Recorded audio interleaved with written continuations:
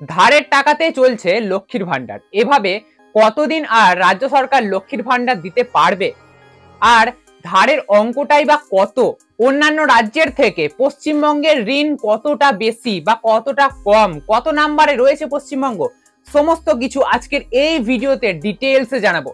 আর শুধু ডিটেলসে জানাবো, আমি মুখে বলে দেবো এইটুকুনি নয়, আপনাদের প্রমাণ সহ দেখাবো। কারণ যদি আপনাদের কোনো সোর্স না বলি তাহলে আপনারা অনেকেই ভাবেন এটা হয়তো আমার মুখের কথা, আমার বানানো কথা।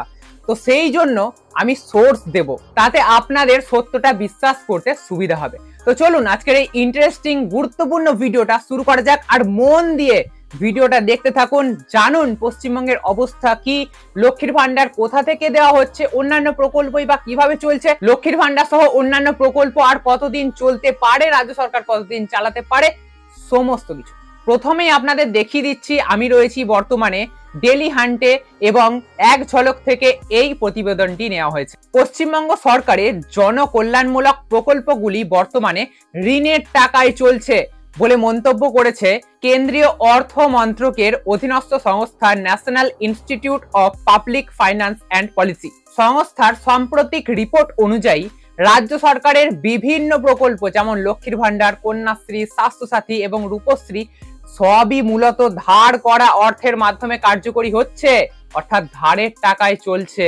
এরপরে আরো বলা হচ্ছে, দেখুন রিপোর্টে উল্লেখ করা হয়েছে যে 2018 থেকে 19 অর্থ বছরে এই প্রকল্পগুলির জন্য খরচ হয়েছিল 1345 কোটি টাকা। এরপর 2021 থেকে 2022 অর্থবর্ষে এটি বৃদ্ধি পেয়ে দাঁড়ায় 1,06,302 কোটি টাকায়। তারপরে আবার 2022 থেকে 2023 অর্থ বছরে এই খরচ আরো বৃদ্ধি পায়, ডবল হয়ে যায় 12,345 কোটি টাকায় রূপান্তরিত হয়। বুঝতে পারছেন খরচ কতটা বেড়েছে।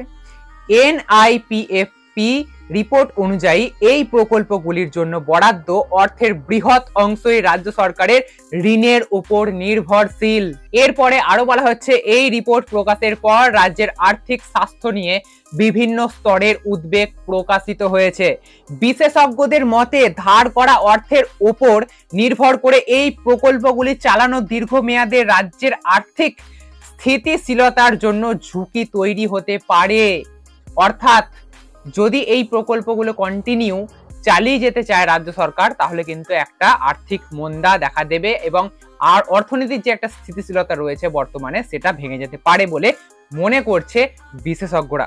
এরপরে বলা হচ্ছে, রাজ্য সরকারের পক্ষ থেকে এই পরিস্থিতির প্রতিকারের জন্য দ্রুত পদক্ষেপের প্রয়োজন রয়েছে। বেশ, এটা গেল রিপোর্ট একটা, যে রিপোর্টে বলা হচ্ছে যে লক্ষ্মীর ভান্ডার বর্তমানে ধারের টাকাতে চলছে। শুধু লক্ষ্মীর ভান্ডার নয়, অন্যান্য প্রকল্পগুলোও সেম ভাবে একটা বৃহৎ অংশই ঋণের টাকাতে চলছে। মানে যে টাকাটা বরাদ্দ হচ্ছে কোনো প্রকল্পের জন্য প্রতি বছরে, তার মধ্যে একটা বৃহৎ অংশ রাজ্য সরকারকে ঋণ নিতে হচ্ছে এবং সেই ঋণ নিয়ে সেই প্রকল্পটাকে চালিয়ে যেতে হচ্ছে। এরপরে আমরা জানবো লক্ষ্মীর ভান্ডারের জন্য ঋণের তো কথা বলছি, কিন্তু ঠিক কত কোটি টাকা রাজ্যের মাথায় এখন ঋণ রয়েছে, আর অন্যান্য রাজ্যগুলোই বা কি পজিশনে রয়েছে, পশ্চিমবঙ্গ কতটা পিছিয়ে রয়েছে, কতটা এগিয়ে রয়েছে, সমস্ত কিছু আরো জানবো। দেখুন দা ওয়ালে একটা খবর পাবলিশ হয়েছে, বাংলার ঋণের বোঝা 7 লক্ষ কোটি ছুঁতে চলেছে, সামাজিক প্রকল্পে খরচে কুণ্ঠিত নয় সরকার। এখানে বলা হচ্ছে, দেখুন রাজ্য সরকারের ঋণের বোঝা বেড়ে প্রায় 7 লক্ষ কোটি টাকা হতে চলেছে। মোট ঋণের অঙ্ক বলা হয়েছে 6,93,000 কোটি টাকা। এক বছর আগে অর্থাৎ 2022-23 অর্থ বছরে যার পরিমাণ ছিল 5,74,000 কোটি টাকা। বিরোধীদের বক্তব্য, ঋণের অঙ্ক থেকে রাজ্যের বেহাল আর্থিক চিত্রটি স্পষ্ট বোঝা যাচ্ছে। এরপরে সব থেকে পপুলার এবং যার জন্য সব থেকে বেশি আর্থিক খরচ হয় সেটা নিয়ে আমরা কথা বলবো, লক্ষ্মীর ভান্ডার। লক্ষ্মীর ভান্ডার প্রকল্পে সুবিধাভোগীর সংখ্যা বেড়ে 2 কোটি হয়েছে। 2021-এ এই প্রকল্প চালুর সময় ব্যয় ধরা হয়েছিল 18,000 কোটি টাকা। চলতি অর্থ বছরেই তা বেড়ে হয়েছে 22,000 কোটি টাকা। আগামী অর্থ বছরে এই প্রকল্পের খরচ 25,000 কোটি ছাড়িয়ে যাবে বলে মনে করা হচ্ছে। বুঝতে পারছেন কতটা হিউজ পরিমাণে একটা ব্যয় এই লক্ষ্মীর ভান্ডারের জন্য। আচ্ছা, পশ্চিমবঙ্গের মাথায় তো এত ঋণ রয়েছে, ভারতে তার পশ্চিমবঙ্গ একটা রাজ্য নয়, আরো অনেক রাজ্য রয়েছে। তো অন্যান্য রাজ্যগুলোর কি পরিস্থিতি, পশ্চিমবঙ্গ কত নাম্বারে রয়েছে এই ঋণের পরিসংখ্যানে, চলুন সেটাও দেখে নেওয়া যাক। দেখুন, আনন্দবাজার পত্রিকাতে একটি খবর প্রকাশিত হয়েছে, সেখানে বলা হচ্ছে সরকারি পরিসংখ্যান অনুযায়ী রাজ্যগুলির মধ্যে তামিলনাড়ুর বকেয়া ঋণ সব থেকে বেশি, অর্থাৎ ঋণ নিয়েছে সব থেকে বেশি তামিলনাড়ু 1 নম্বরে রয়েছে। দ্বিতীয় এবং তৃতীয় স্থানে রয়েছে যথাক্রমে উত্তরপ্রদেশ ও মহারাষ্ট্র, এবং চতুর্থ স্থানেই রয়েছে পশ্চিমবঙ্গ, আর কর্ণাটক রয়েছে 5ম স্থানে। মানে ঋণ নেওয়ার ক্ষেত্রে পশ্চিমবঙ্গ চতুর্থ স্থানে রয়েছে। অন্যদিকে মহারাষ্ট্র, উত্তরপ্রদেশ, তামিলনাড়ু এই সমস্ত রাজ্যগুলো কিন্তু পশ্চিমবঙ্গ থেকে এগিয়ে রয়েছে ঋণ নেওয়ার ক্ষেত্রে।